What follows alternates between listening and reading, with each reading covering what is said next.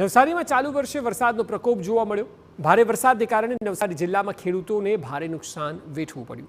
નવસારી જિલ્લાની પૂર્ણા, અંબિકા અને કાવેરી ત્રણેય નદીના પૂરે ભારે વિનાશ વેર્યો છે, જેનાથી ભારે તારાજી સર્જાઈ હતી। ખેતીવાડી વિભાગના સર્વે મુજબ નવસારી જિલ્લામાં 500થી વધુ ખેડૂતોને 45 લાખ રૂપિયાથી વધુનું નુકસાન થયું છે। અતિવૃષ્ટિ માટે રાજ્ય સરકારે રાજ્યના ખેડૂતો માટે 350 કરોડની સહાયની જાહેરાત કરી છે, જ્યારે ખેડૂતોની માંગણી છે કે વળતરને વધારવામાં આવે। દેશ અને દુનિયામાં ગ્લોબલ વોર્મિંગના કારણે અનિચ્છનીય ફેરફારો થઈ રહ્યા છે અને એમાં ખાસ કરીને ખેડૂતોને સૌથી વધુ નુકસાન થયું છે।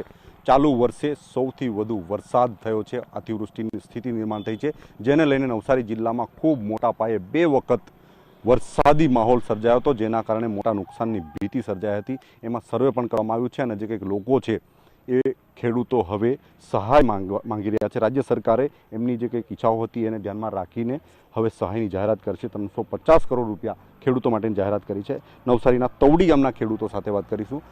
કેવી સ્થિતિ સર્જાઈ હતી, ખાસ કરીને અહીં આ જે ચોમાસા દરમિયાન વધારે વરસાદ હતો? વરસાદના લીધે રેલ આવી ને તરુ ભાત રોપેલા, શેરડી, શાકભાજીને ઘણું નુકસાન થયું છે ને સરકાર સર્વે તો કર્યું છે, પણ હવે હું આપે હું નહીં, અમારાથી કંઈ કહેવાય નહીં, પણ સહાય વધારે આપે તો સારું, કારણ કે ખેડૂતોને બીજી કોઈ આવક નથી। ખેડૂતો પાસે બીજી આવક નથી, શું સ્થિતિ છે ખાસ કરીને ખેડૂતોની, જે કે ખાતર, પાણી, મજૂરીની? અને ખેડૂતો ટોટલ ખેતી પર નિર્ભર હોય છે। હાલમાં તો ભાત, શેરડી, શાકભાજી ઘણું બધું નુકસાન છે। સમજો ને લગભગ ઘણું બધું તો મરી ગયું છે બધું। હવે આખા વર્ષમાં સમજો કે એની ઉપર નિર્ભર રહેતા ખેડૂતો માટે ખાસું ભૂલ છે। સરકાર યોગ્ય સહાય આપે એ સરકારને અપીલ છે અમને। 33% જાહેરાત કરી છે, ખાસ કરીને એમાં સુધારા વધારા થવો જોઈએ? હકીકત તો જોવા જાય 33% તો કંઈ જ નહીં કહેવાય નુકસાનની અમને, કારણ કે ટોટલ ખેડૂતના જે અમુક તો ખેતર એવા છે કે તે ટોટલ સાફ થઈ ગયા છે, એટલે 33% કંઈ નહીં, જે આપે એ પણ આપવું જોઈએ, એમ ખેડૂતો સુધી પહોંચે એવી કઈ સરકારને કહેજો।